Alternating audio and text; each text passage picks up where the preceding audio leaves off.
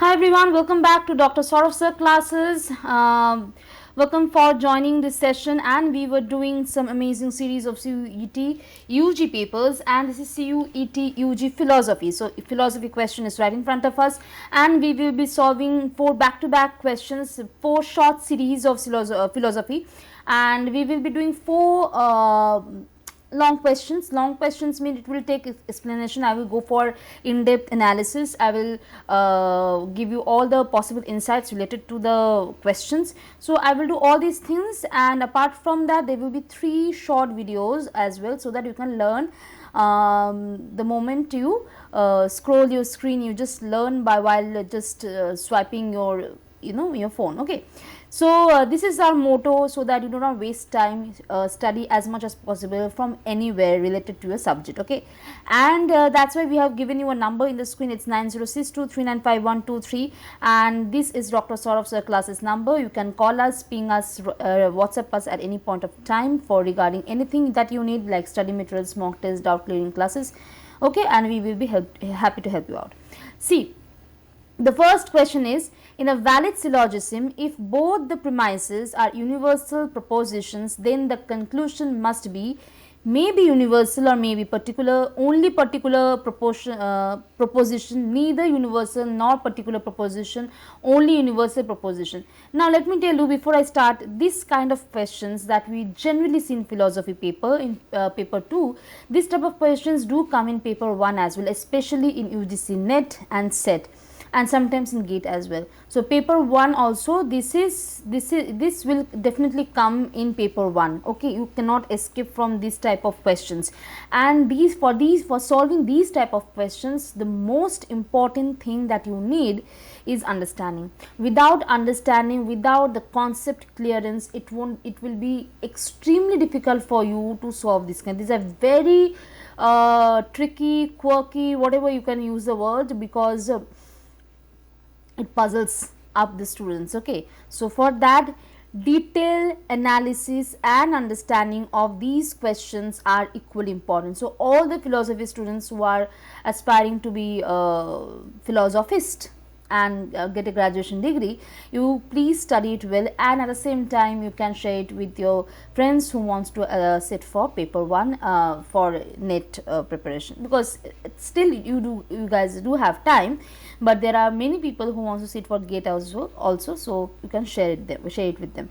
Okay, so the crisp, let me give a crisp definition of it. Okay, a valid syllogism. What is syllogism?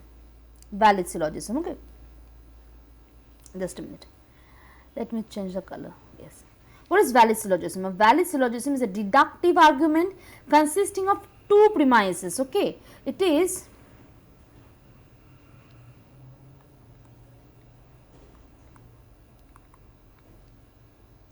when we are talking about valid syllogism, it means what? It means it's a deductive argument, not inductive, deductive argument. Okay,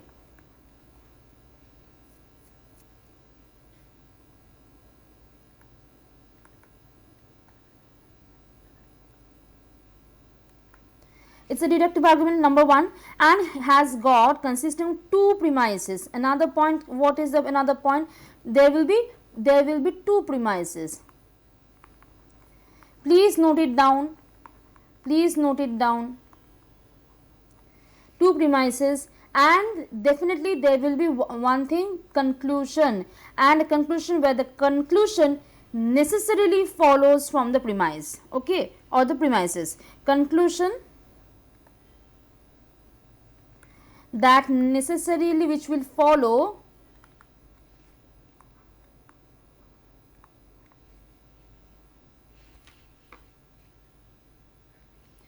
necessarily follows from the premises.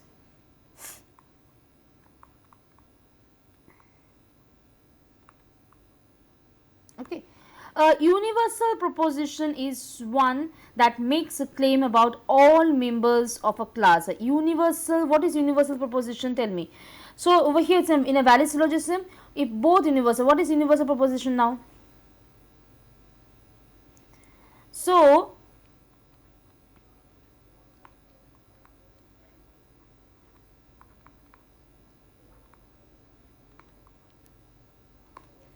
Universal proposition is one that makes a claim about all members of the class.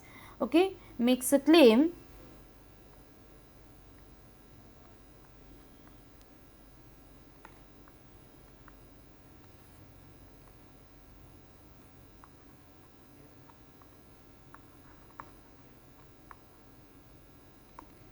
so A type all, for example, if it's point A, all is a P, and E type is, sorry, E type is no SRP. Okay, understood? Now, what is there in the question?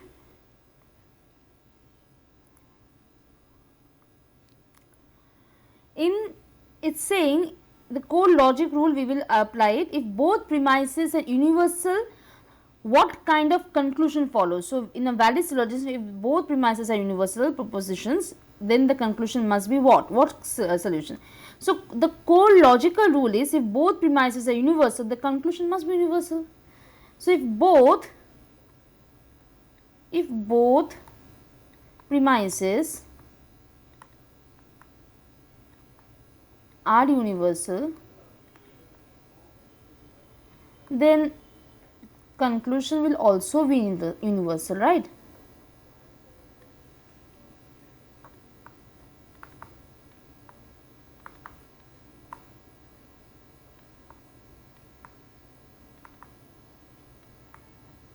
Clear? Okay. Now why? Tell me why. Why this will happen? Why, if both are universal, then premises are universal, then why the conclusion will be universal? We will give you some case example. Okay, case example. Premise 1, P1. Okay, premise 1. Over here, all humans are mortal, for example. Okay, let me write all humans are mortals, which is A type. There are few types. Okay, then comes premise 2, P2. Over here, all Greeks are humans, again A type, because included, all Greeks are humans, again type A type. Now it will be, then conclusion will be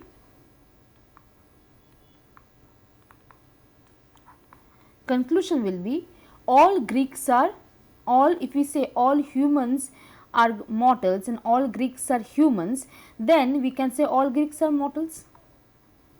It's an absolute thing, all Greeks are mortals. Okay, again A type. There is no other way round, see.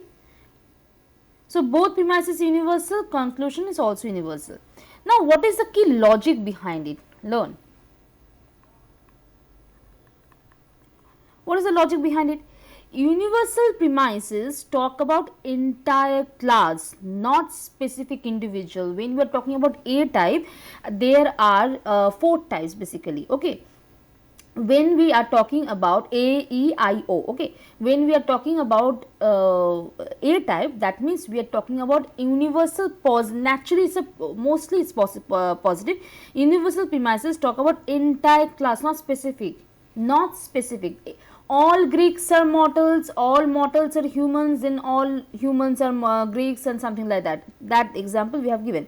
So, they do not guarantee the existence of any particular number, okay, because universal premises talk about, that I have already written, universal premises talk about entire class. Okay.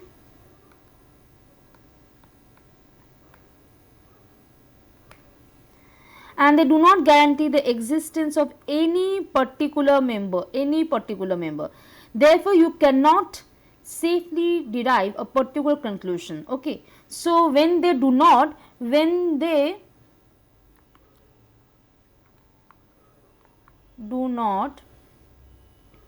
guarantee guarantee the existence of any particular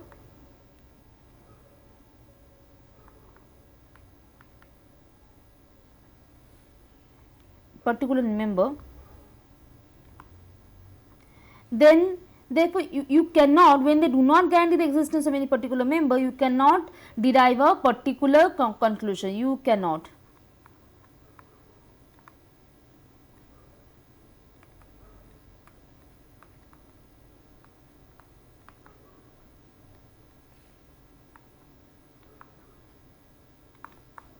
Clear?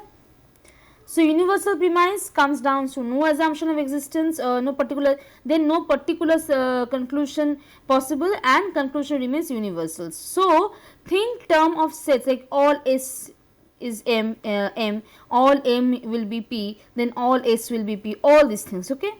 Or visually we can say S is inside M, inside P. I am not complicating it, okay. It will be very difficult for you. So important theoretical point that which you need to remember is existential fallacy.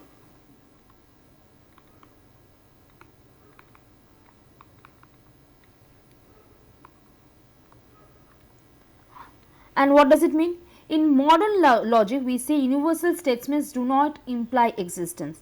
For example, all unicorns are white. Logically valid, but unicorns don't exist. Okay. So, there is existential fallacy, which means universal statements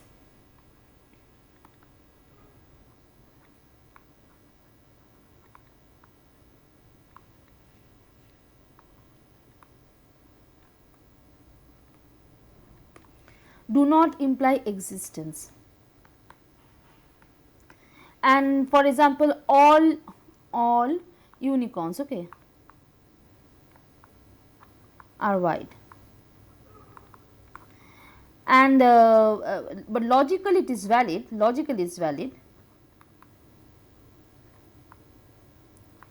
but reality no, okay. But unicorns don't exist, so reality no. So from two universal premises, you cannot conclude a particular statement like some SRP. Some, we cannot come to some, okay, some, few, we cannot come to these kind of words, okay. Now classical versus modern logic, I have to tell you one thing. See, Aristotelian logic, the classical logic says sometimes allowed or particular conclusions, when modern logic says strictly rejects particular conclusion, universal premises, okay. And for example, CUET nets was a modern logical interpretation. CUET, NTA, they all follow modern. Aristotle, a modern logical, modern way of thinking, modern interpretation, logical interpretation.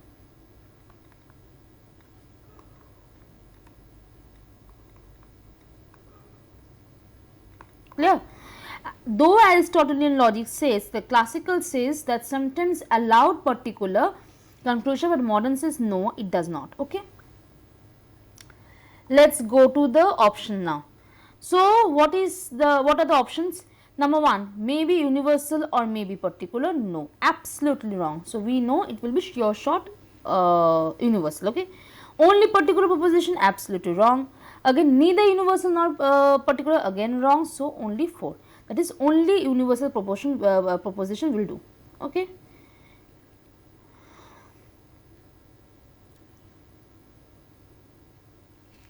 I think I have explained it enough, nothing more to be explained out over here. All the things I have given it to you. So the thing is, whenever the both premises are universal, they talk about entire categories and without confirming existence. So logically we cannot jump to some or to few in conclusion, hence the conclusion must remain only, all these things remain, okay. Only doesn't, only, all these terms, it remains to these terms, okay.